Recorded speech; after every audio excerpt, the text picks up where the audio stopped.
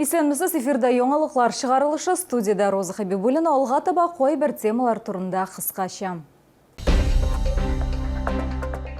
Чаллыда Яшьлек проспекты һәм Боровецкий күпере капиталь ремонтлана. Мэр белән объектларда хәбәрчебездә булды. Гүзәлләрнең иң иңнәре Чаллыда 30-нчы Сабантуй гүзәле бәйгесе узды. Чаллыда Яшьлек проспектын капиталь ремонтлау дәвам итә. Участок двигательләр заводы бөҗрасыннан Тынычлык проспектына кадәр яңартылачак. Гомуми узынлыгы 2 километр 100 метр тәшкил итәчәк. Бүген мэр объектта булды һәм төзелеш эшләренең барышын бәяләде. Нинди үзгәрешләр булачагы турында алдагы материалда белерсез. Хәзер төзүчеләр тротуарны төзекләндерү белән шөгыльләнәләр. Алар Яшьлек проспектының 2 ягында да булачак велосипед һәм җәяүләр зоналары аерым. Моннан тыш юлчылар 19 яңа автобус һәм трамвай тукталышы, 391 яктырту баганалары урнаштырачак, 370 метр янгын канализациясе булдырыла һәм башка күп төрле эшләр башкарыла. Булар барысы да Яшьлек проспектын капиталь ремонтлау барышында башкарылачак. Устраиваем новые развороты. Это перед 40 лет Победы, если мы отсюда едем, и после 40 лет Победы. В каком месте? Это вот. То есть мы, если едем от первой дороги, условно говоря, для того, чтобы не загружать перекресток, чтобы на 40 лет. Раньше как это было? Сюда заезжаешь, через 40 лет разворачиваешься и едешь обратно. То есть перекресток тем самым загружается. Для того, чтобы разгрузить перекресток. До перекрестка? Да, до перекрестка один разворот сделали. Ну и, соответственно, с той стороны то же самое.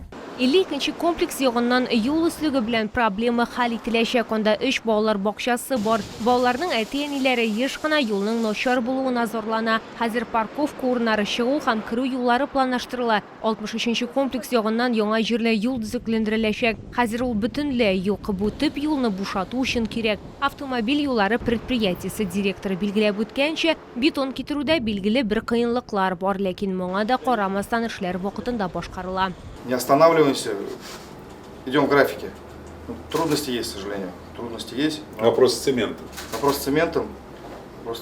Стройки много в городе, и цемента, к сожалению, не хватает. Радоваться нужно, что стройки много. Яшьлек двигательләр заводы буҗрасыннан Тынычлык проспектына кадәр яңартылачак. Это и строительство дорог-дублеров, что у нас в городе Набережные Челны существует на практике для заезда в микрорайоны города, в данном случае в новый микрорайон, так и строительство тротуаров, велодорожек. Одним словом, все, что необходимо для улучшения качества жизни жителей нашего города. Асфальтның өске катламын 18 июньнән башлап 24 июньгә кадәр салачаклар. Шуңа күрә юлчылар вакытлыча уңайсызлыклар өчен алдан гафу үтенә. Контракт буенча Яшьлек проспектында төзелеш эшләре агымдагы елның 11 ноябрендә тәмамланырга тиеш. Лилия Гатина, Эльмира Гайнетдинова, Кирилл Хапсей, яңалыклар. Әгәр сезне берәр проблема берчесе яки шатлыклы хәбәр җиткерәсегез килсә, безнең WhatsApp хезмәтенә мөрәҗәгать итегез. Фотосурәтләрегезне һәм видеоларыгызны 8 939 311 31 31 телефоны буенча көтеп калабыз.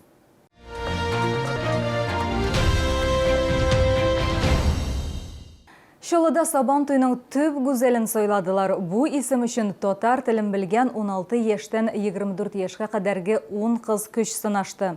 Җиңүче кем икәнен алдагы минутларда әйтербез.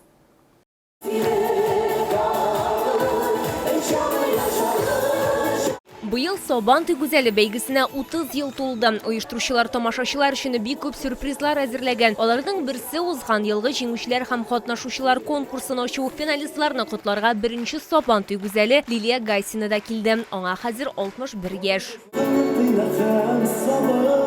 Титул өчен 16 яшьтән алып 24 яшькә кадәрге 10 кыз көрәшә. Бер ай дәвамында катнашучылар хореография, модель һәм ораторлык сәнгате, вокалга өйрәнәләр. Шулай ук жюри әгъзалары өчен татар милли ризыклар әзерләгәннәр. Юбилей сезонының төп темасы гаилә елы булды. Исегезгә төшерәбез, конкурсның төп максаты татар халкының телен һәм традицияләрен саклау һәм популярлаштыру. Бар кызлар Сабантуй гүзәле булырга лаек, бөтенебез көчле әзерләндек. Минем уйлавымча, миңа җиңел мөһим түгел, миңа үземә тәҗрибәләр тупладым, миңа кызыклы булды бу сәяхәт. Мин үземә яңа дуслар таптым. Әгәр Сабантуй гүзәле була калсам да, миңа шат була бәйге. Бар кызлар да гүзәл һәм матурлар, тырышлар. Без бер гаилә кебек булдык. Бу бәйгедә уже үзе бер бәхет. Узган еллардан айырмалы буларак быел гүзәл затлар өчен сораштыру да әзерләнгән. Сораулар татар традицияләре һәм Йоршалла шәһәре белән бәйле иде. Башка еллардагы шикелле быел да бер гаилә шикелле алар дуслаштылар. Бер-берсенә ярдәм итешеп, менә ниндидер көнчелек белән карау килү. Мин уйлыйм, Сабантуй гүзәлләре бәйгесенең дә бу юлны табуларында, хатын-кыз бәхетенә ирешүләрендә bir тамчы булса да урыны бардыр. Жюри әгъзалары әйтүенчә, 10 кыз арасында бердән-бер Сабантуй гүзәлен сайлау авыр булган, аларның һәрберсе җиңүгә лаеклы. Пришло время говорить, все-таки кто есть победитель, и я думаю, это такая волнительная минута. Я бы хотел назвать победителя Сабантуй Гүзәле 2024, и это Гаянова Амина. Конкурста 16 яшьлек Әминә Гаянова җиңде. Ул НГПУның индустриаль педагогик колледжы студенты. Мин буларны әйткәндә шокта. Бу бәйге миңа бик күп эмоциялар бирде һәм бик зур рәхмәт барыгыз. Сабантуйны бәйрәм итү көнендә 15 июньдә Әминә Гаянова финалистлар арасында төп сәхнәгә чыгачак һәм Сабантуйның абсолют батырын котлаячак. Лилия Гатина, Тимур Сафронов, яңалыклар. Шахматлар, копчыклар киеп йөгерү, армрестлинг һәм башка күп нәрсәләр. Бүген ипподромда мөмкинлекләре шикле кешеләр өчен Сабантуй узды. Алар төрле конкурсларда катнаштылар һәм шәһәрнең иҗат коллективлары чыгышын карадылар. Чарада безнең төшерү төркеме дә булды. 40.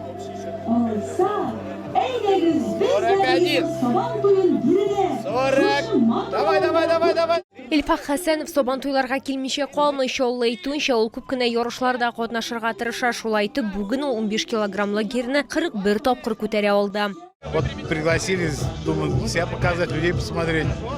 А так тяжело. Вот сейчас серьезно думаю заняться мировым спортом. Ну что, молодцы, что такое мероприятие делают.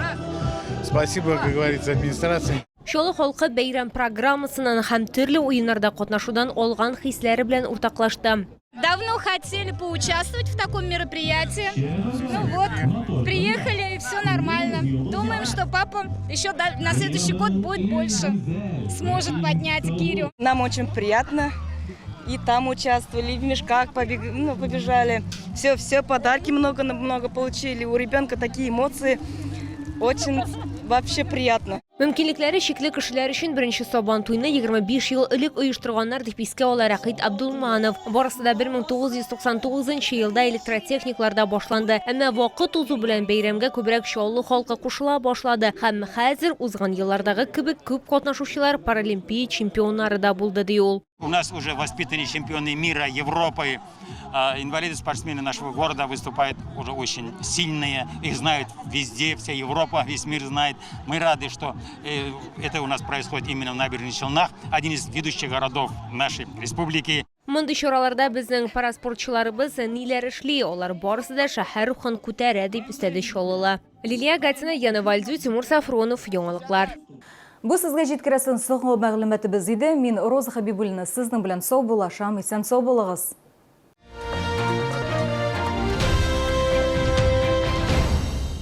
Челны, встречай! Свежий улов прямо с Камчатки. Чавыча, красная икра, белорыбица. Все от производителя. С 17 по 22 июня. ТЦ «Грин», первый этаж. Остановка «Глобус».